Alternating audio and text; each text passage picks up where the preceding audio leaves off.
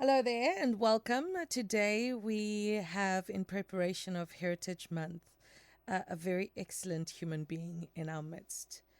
Um, I know you're going to probably hate me for this, but you have the strength and vulnerability to be both a strong mother and father figure, which is probably why you've kind of cruised through your life and your career, not as easily, but as gracefully as you have. And it gives me an absolute pleasure to sit down and have this conversation with you, Terry, because like we discussed earlier on, I've known you for years, probably over 20 years, but I don't know the actual story behind the Terry Fortune. So that's 50 odd years in the business as an entertainer, a drag pioneer, award winning one at that, might we just add, feathers in the cap. And a lot of people might look at you and go, "Who's this old man?" Girl, this old man is the Terry Fortune. So I'm so very happy to be able to sit down and have this conversation with you because it will put some full stops and highlight some places for me where I might not have known about you. And that excites me very much. Thank you, Irma. Let me first say how absolutely thrilled, delighted, and what a pleasure it is to be here. I think stories and our historical stories is really important so that the future generations know that they are not the first in an industry and that it comes from a long line of persons who love the industry. Oh, Terry, you said it. You're not the first. And No. my gosh, you will not be the last. Totally. There have been so many influential people in our wonderfully colorful South African history that have set the tone, that have taken that first step, and that has gotten us to be here where we are, and for you to be 50 plus years in the industry. I mean, that's spectacular. I am thrilled, and in a sort of non-biblical sense, I think I'm very blessed to still be around with the kind of challenges that we in South Africa faced when we were young. I think it's amazing. Every day and every week, I on social media learn of artists in the industry who were no longer around, and many of their aspirations was never achieved due to a million different factors. You know. So we're talking about Heritage Month, and what I want to get from you is because things have changed. Things have changed dramatically, not just in Cape Town per se, but across our wonderful country. Let's get back into the early formative years of Tyrone Roberts, Okay. which, for those who don't know, aka Terry Fortune. What was it like growing up for you as a young man living in Cape Town? Okay, so let's first speak what it was like for Tyrone. Tyrone grew up in the 60s. He was a teenager in the 60s. And I think, like all teenagers, the challenges are coming to terms with getting to know yourself, getting to know how you fit into society, and what your sexuality is, what your interests are that you'd like to follow, etc., etc. Things the kids are still trying to sort out today. Which I think all in society generally, not only in the arts, any young teenager. When I got to the 70s and I started working within the arts industry, that was different because then Terry Fortune took over, and it was difficult. It was extremely difficult because we were in a South African situation where apartheid prevented us from developing our full potential. So there were a number of incidents. I think two of the things that I always remember is that early on in my career in the 70s, I worked with a band in Swaziland for about 6 months. And after that, they had a contract in Cape Town at a so-called white club. And they said, come and do a show. Let them see what you can do. And after I did the show, and the audience loved and appreciated the art form, the manager of the club said to me, "We would love to have you here, but you know the law doesn't allow us. So I'm afraid I can't book you here." And for me, that was really painful, because I had experienced not only the success in Swaziland, but even with the audience at that club had recognized beyond my color, had looked at the art form and appreciated that aspect of it. So during the 70s, it was very difficult. I have a question for you. When was the first time you donned the Terry Fortune persona? Okay, it actually was about a year before the Luxurama Plascon contest. Stop. I was up in Johannesburg, and I was at a hotel, and that's a long story how come I was there. But there was a talent show. Yes. And I entered the talent show, and I was pretty successful, and I was moved to the finals. Okay. There were some amazing singers, and I had no singing experience whatsoever. And I thought I needed to try and find where I fit.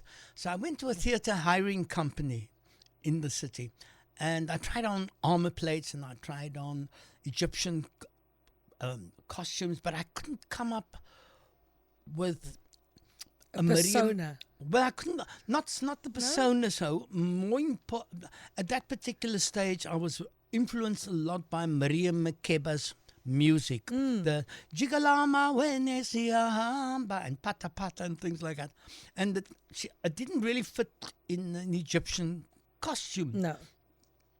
I have a great belief in following the universe.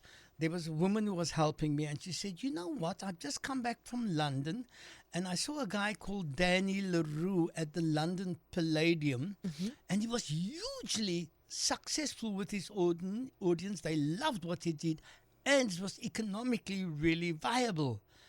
And I thought about it for a split second, and I said, "Interesting. Can you show me a couple of costumes?" And she did. And I remember there was this bottle green Chinese sequined costume with a slit, and I thought, okay, that might be okay. And if I changed my name from Tyrone Robertson to Terry Fortune, Terry can be a male or a female name. Fortune is bucks. Maybe I can make some bucks out of it. And from that time, that was the very first time that I donned that I think, kind. Terry, the first time we met was at your house. Didn't you show me a picture of you with a beautiful wig with a look? It was a look. Was that not it, maybe? Or was that a couple of years later? I think that would have been quite a couple of years later, because if we only met you were still perfecting your craft. Well, yeah. If I actually started 55 years ago, in 1970. 1971 was when I decided this will be my profession, not my lifestyle, my profession. One of the things I quite often get asked is, did you decide to do female impersonation or drag because there was a woman deep inside you that wanted to get out? Did you do it because you used to walk around in your mother's high heels? And no, it was purely because I knew if I wanted to compete effectively within a really competitive industry, I had to have an edge, something that just made me a bit different to all the different artists. I think, speaking as somebody who knows you personally, you've successfully done that. I mean, 55 years in, you're still hip, you're still happening, you haven't allowed yourself to age at all. You keep up with technology, you know what's happening in the world around you, and that speaks to me of somebody who always embraces the fact of change is inevitable. Okay. let me answer that. I think physical change is something that I acknowledge, that I am older, and therefore there are limitations that I can achieve now. One's mind never ages. My mom used to say, you're only as old as your tongue. In fact, you're as old as your tongue, but you're not as old as your teeth. And I'm definitely not as old as my false No, baby, teeth. you are not. You are not. But I want to take you back to that first performance, 1971 at the Luxurama, where you emulated, or at least you got your persona from Danny. What was that initial getting onto stage and that initial interaction with the audience, and when the curtain closed? Talk me through that. What was that experience like? Just before that, just before I answer that question, I knew that when I entered the contest, there were a number of aspects that I needed to learn. I realized, one, that if I'm going to do female impersonation as an art form, I needed to understand, and I was a live performer as a singer, I needed to understand what notation was. I needed to understand what it was, what the C was, what the C sharp was. I knew that I would never be an amazing musician, but I went for classes to understand. I went for classes to understand what a C was, what the sharp was, what the flat was. I understood that if I'm going to do impersonation, I needed to understand basics about makeup. I therefore went to Yardley's and did a basic course just to get an idea of makeup. I also knew that movement, choreography was important so that you can show off your femininity. I went to a choreographer to assist me to understand that particular aspect. I also understood that in order to be convincing, I needed to know that the body movement or the body had to have a femininity. So I needed to understand how to walk on high heels. And I went to a modeling class for a month. I tried to be very butch with my jeans on and walk around the room with a book on my head to keep my head up, but they were teaching me so that I could understand those basic things. So by the time, and in answer to the question, when I went on for that competition at the Luxurama in 1971, I had a better understanding of who and what I was trying to achieve. So I love that, because I think a lot of people overlook the fact that you have to prepare yourself for the role that you want in the future. Correct. And I think, I mean, I can safely say there's this drag queen that I know by the name of Alexander Vida Tabasha. That's right. Alex used to always tell us that, because when you get into the club, like the Friday night, like, hey, girl, how was your week? Oh, no, I did so many hours on the treadmill walking in my heels. Right. I was like, wait, what? Why are you walking on heels? Because Alex already knew then what he wanted to do. The same with Manila Von Teese. That's right. Who was always working on the craft and the sewing and making sure that she could craft the look that she wanted for herself. So it's very amazing to sit and have this conversation and to know that Terry Fortune wasn't just an idea that sprung up and That's that right. you just said, like, I hope and I pray I can do this. You successfully made sure that you had all the tools in your kit before you stepped onto stage. And I think that's the message that we need to drive home to the kids. Correct. That is something that young people quite often don't understand. They kind of have a wish that they would like to be an artist, and they only see themselves performing, not realizing that they need to learn or to pay attention to the tools that is necessary in order to be able to achieve that. Needs to be done to That's get right. to that stage That's of right. performance. Funny enough, those are not funny enough, but the artists that you've just mentioned, these young performers who are hugely successful in drag, I admire them also, that they are so aware that it's not a lifestyle, it's an art form that they need to work on. But they also don't sing, Terry Fortune. That's what sets you apart from them. I'm aware of the challenges that they have, and I think a lot of those challenges they are trying to see how they can overcome it. Yeah. Well, it's not a problem, but how they can adjust to the art form that they are trying to express. Yeah. And it is an art form. It truly It is an art form. Most, I think nowadays, the art form is starting to get more significance or more attention on the main stage. Something happened to me very early in my career, and I think that's really important for me. Let's talk about that. Okay, let me tell you. I was just shortly after the Luxurama contest. There was a man called Tony. Oh, I can't remember right now, but I'll remember. Anyway, he worked for a liquor company, and he asked me if I would accompany him at different venues and sing a couple of songs, and then he will do his promotion. And I was working at a cowboy bar at the Grassy Park Hotel. Man, hold on, stop. I have to stop you there because I've heard about the Grassy Park Hotel. And Okay. the vibes were always happening at that Grassy Park Hotel. That's right. Okay, so take me back. So what happened? So what happened, I was working in the cowboy bar, and they were promoting a wine like Lieberstein, but that wasn't the point. So in the cowboy bar, I think anyone is kind of familiar with the kind of clientele that frequents that kind of thing. And I did my drag bit, and at the end of it, I removed the wig. And this is the important thing.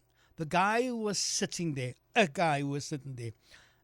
I'm going to say it in Afrikaans, which I'm sure all your listeners will understand. And he said to me, "Ek weet jy's 'n moffie, maar jy's."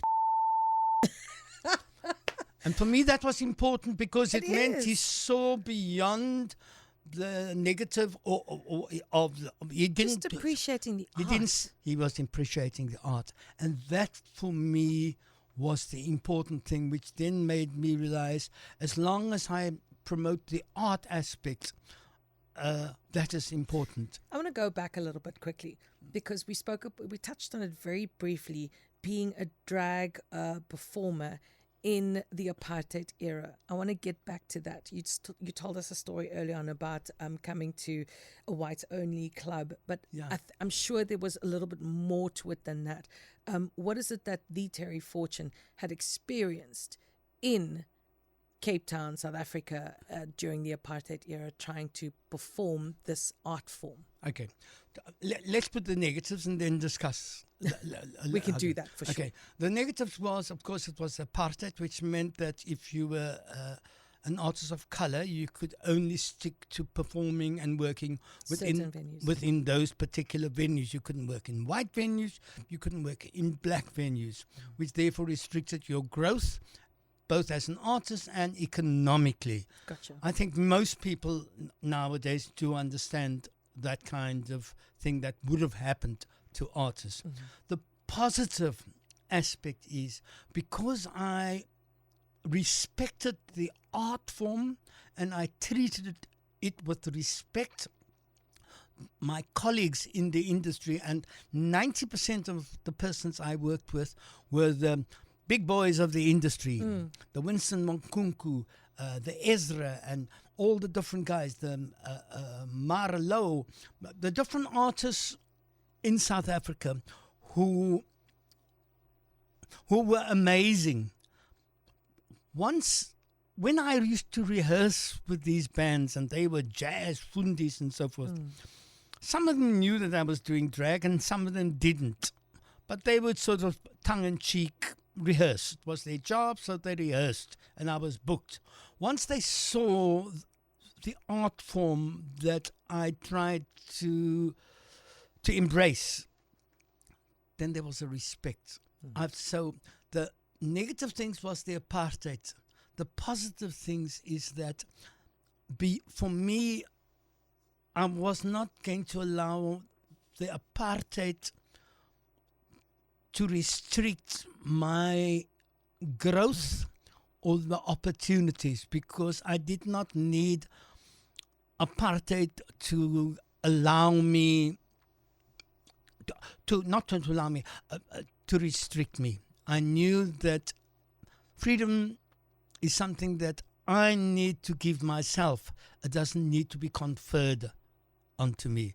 So during that particularly difficult period, I didn't allow it to do. I thought every day try and be a bit better, work better, tighter on your art form, so that you not transgress, so that you get to the next level and the next opportunity. I always say to my son, and he's a sportsman, so I always say to him, you've got to train like you play. Yeah. So in life, it's the same thing. If there's something you want, you've got to work your way towards that Correct. point. And That's right. it's not, and what a lot of people misunderstand, people don't just arrive and they go, ta-da, and then right. it's been years of It's years. honing the craft, of Correct. perfecting certain things, about getting things right for you. And once you do that, and to the extent of what you've done, your craft then becomes undeniable, because it's an art form that is uniquely you. Nobody else can do a Terry Fortune show. But that's not the question I wanted to ask you. I wanted to come back to the golden oldies. How do you go about, when you put a performance together, how do you go about selecting songs that you're going to do and putting them together in a show form? How does that process go? You mentioned the golden oldies, which is, of course, is recent, which is the project I'm doing now. Yes. I think my entire career is, how do you put the kinds of musical material that you want to impart. I think quite often it depends on, in fact, not quite often, it always depends on what your audience and what the kinds of persons, what their musical inclination is. For example, if you're going to perform to a jazz, then you would try to use and sing as many jazz standards or jazz familiar songs. If you're working with a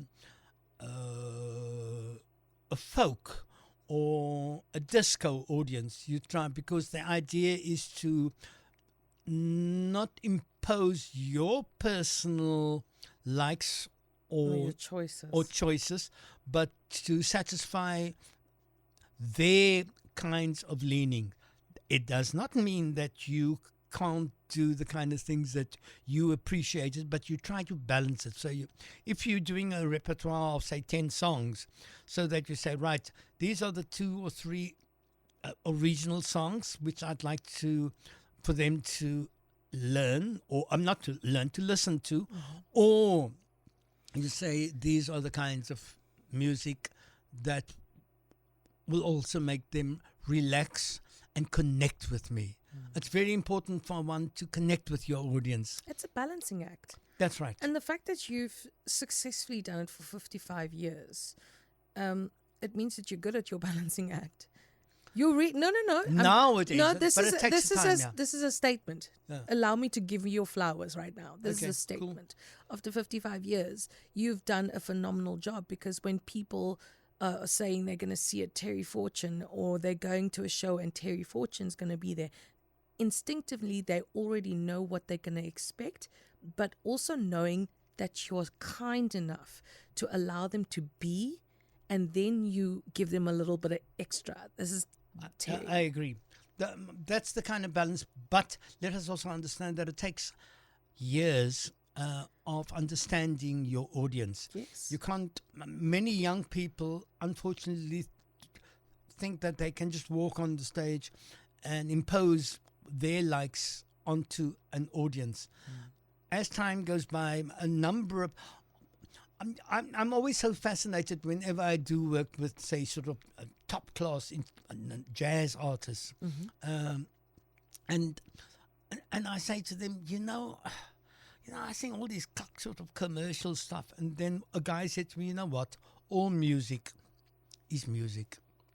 Doesn't matter if it's jazz or rock or so forth. It's music, and I think it's that kind of thing that you learn, that you grow, and it is important for young persons to know that it doesn't really matter what the kind of music they sing or instrument they play, or whether they're a dancer, etc. It's the growth that they will hopefully have as the years progresses. I have a question for you, and it's a music-related question. So I want to ask you, in terms, because we just spoke about music genres and that kind of thing.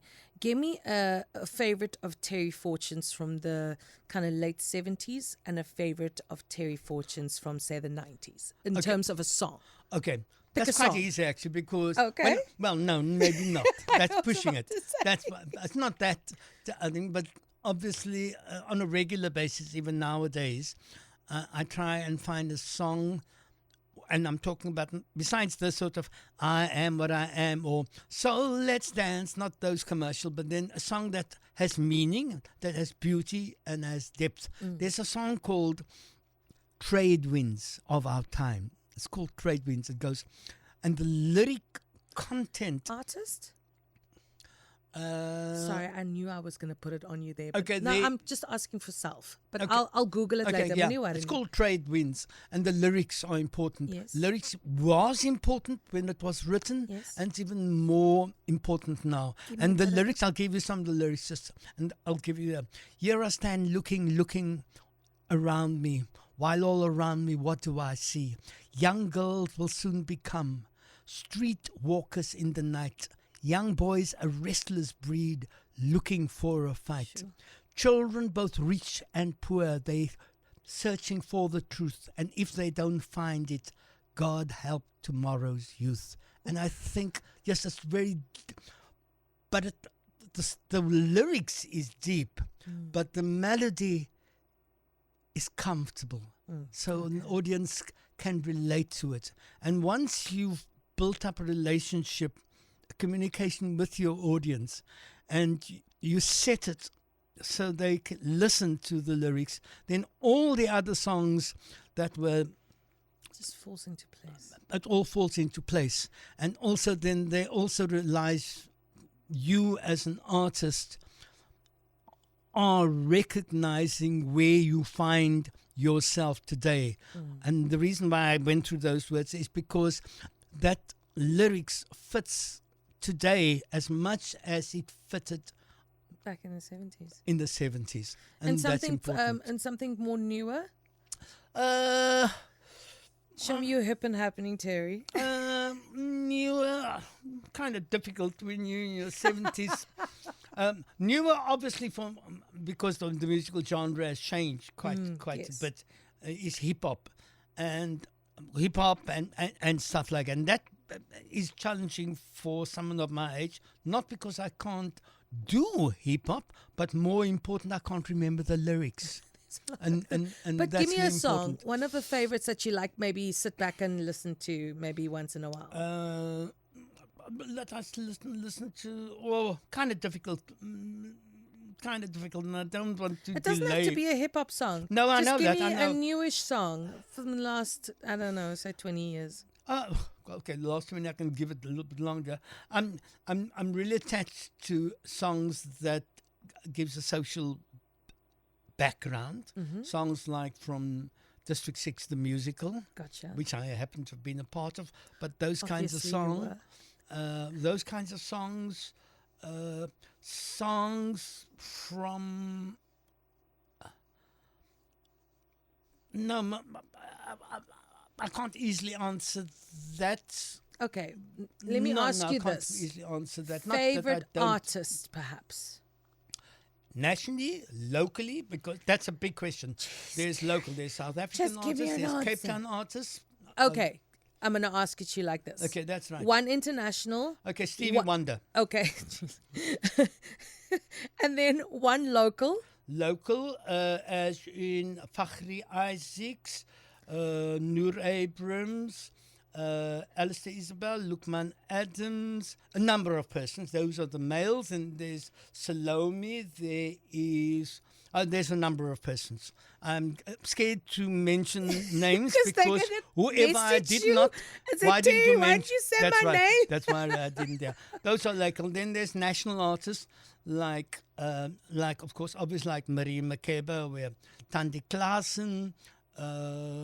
A number of persons. So it depends on the genre. It depends on whether it's that's why I could easily say Stevie Wonder. Yes. Or if it was that's American. If you say okay, give me a British, then I'd say okay, Tom Jones. You know, the number thing. Australian Peter Allen, German or some. Because of the 55 years of being in the industry, I tried to understand and appreciate the music from not only locally but internationally. Yeah. Locally, of course, I think of course it's hugely important that we push the agenda that local music is recognized more. 100%. It has been, and it is starting. It is starting to be appreciated much more. Yeah, I like that. But let's talk about awards, recognitions. When you get called up onto a platform and said, "This award, thank you for the hard work." What does that mean to you? And do you want that? Okay, so that's a sort of debatable topic insofar as some people feel that awards are useless and it serves no purpose. Gotcha. It's just an egotistic thing. Mm-hmm. And then other persons appreciate the fact that the art form, and specifically in the arts, which is quite often sidelined, it's great to have the years that you have put and the respect that you have shown.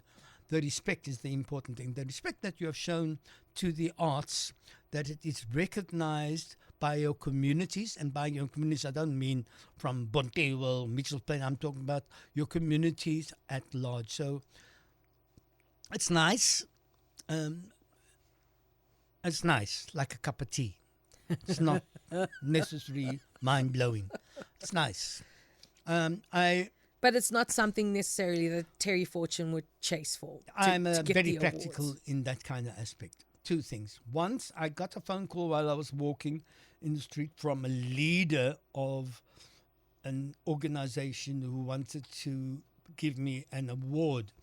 And I was just about to say I can print my own awards at home, you know. What changed me, because I'm practical, is that the person said, it comes with money. The minute they said it comes with money, that's where the fortune comes. That's right. But the minute they said that, I said I'm available.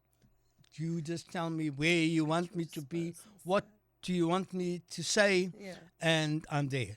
So for me, it's the practicality. Show business, although I love it and I enjoy it, I love the people I work with, I love all my colleagues. It's a practical. I won't actually say that I'm necessarily to have a passion for it. I don't lie awake and work out. By me, it's a practicality. Instead of being a social worker, which became negative for me at the time, the arts opened the opportunities to see a larger, bigger world. I don't think the fact that you're a social worker really was necessarily a negative or a. No, it wasn't a negative. Not as great as whatever else. Because I think, and this is what I wanted to get to you on, mentorship and advocacy. Okay. Because I'm pretty sure having been a social worker has put you in that position to correctly wag vir die vraag. Okay. To lead you for you to be able to lead somebody else and mentor somebody else. It says here, through the various works that you've done with the Western Cape Musicians Association, you've advocated for artist welfare and pension. Why is that important to you? Okay, firstly, with all due respect to whoever researched that particular Western Cape Musicians Association existed about 20 years ago. It no longer exists. But the But idea, the part of thought, it. yes, that's why I'm saying it was 20 years ago. What we did realize, firstly, that particular question existed 50, 60 years ago. In fact, not 50, 60 years, even before. Many of the persons who are no longer around advocated that same thing, maybe probably even 100 years ago, that it was important for artists to receive some remuneration when they got to an age where they no longer could do their arts. It's very important, but I also do realize that artists are part of society. They are not society. They, as much as persons who is a bricklayer or a plumber who deserves to get a pension, so artists too. I think it's a bigger thing. I do appreciate that, and I always keep saying, us artists don't get a pension, that's why we got to work. But I also do realize that we are not necessarily special. No. We are as special as a plumber. In fact, a plumber is probably more important than an artist. You're not lying. Because I needed a plumber recently and there's Thank nothing you. in my ability. Well, so did I last week, so that's why I appreciate it. What I'm saying is the act of mentorship and advocacy, the fact that you were a social worker in that the assisted past, me. It's helped you to be able to tap into that side of it, to help guide people the right way. In fact, when one of the first, one of the big things that I did was District 6, the musical. Yes. And David Kramer and Tully Peterson felt that because of my social work experience or social work training, there were two young people who needed to be nurtured or to look and care for their well-being. Their artistry is fine. That's what they, Talib and David, looked after. But somebody had to make sure that when they came from school in the afternoon, they had something to eat, that they did their homework, that their education wasn't curtailed because of their ambitions in the arts. I remember that when we went on tour, just before we went on tour, and these young kids were going to go with, I brought it to the attention of both David and Talib that these kids could not go unless they could continue their education. In other words, someone in Port Elizabeth, Johannesburg, Durban and all the places had to teach them, continue their education. Because that is also one of the aspects, specifically during my growing up in the industry, was a negative and was a challenge. Many of the artists who had brilliant voices, if they were a singer or musicians, lack of education prevented them from fully immersing themselves into the process. That's right, because they didn't know how to do it. They either did not know. Who were the two young kids you're talking about? So, well, there was District a few. Six? Lukman Adams, Jody. Well, the very first one that I worked with was Jody Abrams, who was about a year older than them. He was one of the first Bruchis, and then Lukman, and then Lukman Adams, Alistair Isabel, and a couple of other persons after that. We've been gabbing for a long time. I wanted to kind of round things off, but before we end off, I wanted to ask you,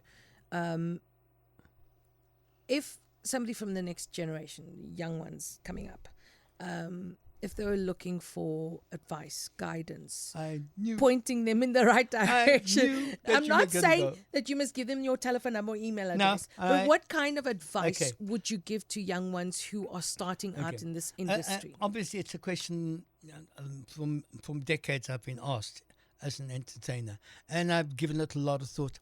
And it's not that difficult, actually. And this is really important, I think, of the entire interview. This is really important because it's important for the young artist and equally important for the parent. It's very easy. It's discipline. Now, discipline can sound really complicated. It can be, what does discipline mean? And for me, it's pretty easy. So listen, young artists out there, this is really important. All you need to do is to start off with, because you need to know what's the first step. And that is, get up in the morning and run around the block. Because you'll have so much energy after that, that if you're a musician, you'll pick up your guitar and you'll play it. Or if you're a singer, you'll listen to a song and sing it. Don't sleep until 2 o'clock in the afternoon. Wake up and then dream about being a superstar. Get up and run around the block. And I really mean that is where discipline starts. From there, you'll be able to, the universe will guide you and say, try this, do that. Here's this opportunity. Here's this phone call, I'm saying. But if you sleep until 2 o'clock in the afternoon and you ask your parents, what's there to eat? You're never going to be a superstar. I think that's the most important thing, is discipline. Terry, I'm going to end off with a few quick fire questions. Meaning, I'll ask the question and very quickly, first thing that pops into your head is what I want to hear. All right? What's your favorite performance to date? Okay, I had 3 performances. These are the 3. One, I think for me, the most relevant is the Mozambique independence. I was working in Mozambique, and the club owner said that Frelimo's requested that the club sends an artist to perform for the festival, the celebration. And for me, that was really important too, not only because as an artist, but as a drag performer. Gotcha. And I can't remember how many decades ago Mozambique went independent, but they don't up till today realize that person who went on there and sang Jigalama Weni Dia, but they didn't know that was a man. They probably would have arrested me. So that was really important for them. The second thing which was really, really relevant was the Cape Town International Jazz Festival. When they asked me, would I like to be part of their festival, I said I'd only consider being part of it if I could do it in drag. And that was important. Why? Not for me, but so that it could open a space for artists who does drag for that opportunity. I'm flattering myself insofar as I think I was probably the first person in a jazz festival anywhere in the world. I don't think they've had a drag artist in a jazz festival. So that Somebody we had in to Africa, do it, Terry. so that we in Africa could set that first. That is so important Got to love it. to me. All right. And you said there was 3. What's the third one? Yeah. Now my memory's gone completely. Okay, let's leave that one then. Think of the third thing. What is the one lesson you learned in your 50 years on stage? Is don't fall for and that's very important. I tell all persons, the young persons, don't fall for your own publicity. Really important. Remember, it's not. Don't fall for your own publicity. All that you put out there is for your career. Don't believe that you're a superstar just because anybody else thinks you're a superstar. You do the same like everybody else. I remember a friend of mine said when he was talking about the Queen, British Queen, he says, I can't believe that she goes to the toilet, Now, what I'm saying is, yes, she does. Same like you, superstar. You also go and have a wee and all that, and that's important. Facts were never truer, spoken by the Terry Fortune. And last but not least, what keeps you inspired today? It keeps me inspired because I think the arts are so relevant to our society. It contributes in so many aspects. Quite often, in fact, when we look back in history, there are a few things that society remembers. They remember politicians who brought about social change, and they also remember about artists who contributed not only to the beauty of the arts, but also contributed to the memories and to reflect. Funny enough, this morning I was thinking, I'm looking at my little dog there, and I was thinking and I thought, that's what makes us human, is that we have an art form and a culture that we can expand on and develop. My dog, unfortunately, I don't think he necessarily does a cultural kind of aspect. And that, I think, is so important for us to realize, that what makes us human and makes us different to a plant or to an animal. And that's important. Terry Fortune. Well, I actually wanted to say Tyrone Roberts, a.k.a. Terry Fortune. It's been an honor and a privilege hearing about your 50-odd years in the entertainment industry. Thank you so very much for telling and sharing some of the stories, and for being as open and as vulnerable as you are always. I'm thrilled. I know you are. You're a super, super amazing person. And I want everything that is nothing but awesomeness for you from here on out. Thank you. First of all, thank you for the radio station, for inviting me. Thank you for listening. Thank you for your listeners, for those of you who do listen to it. Like I said, I'm blessed. I'm blessed, and I think that's what more does one want. You know, quite often also we read about artists dying and they're poor. And I said, they're not poor. Then they say, yes, they don't have anything. I said, no. And they said, they didn't leave anything behind. I said, they did. They left their art for you to appreciate for the rest of your life. Yeah. No amount of the millions that people leave behind has got a memory. It's but the art that has. Bye, donkey. Thank you. Oh, thank you so much.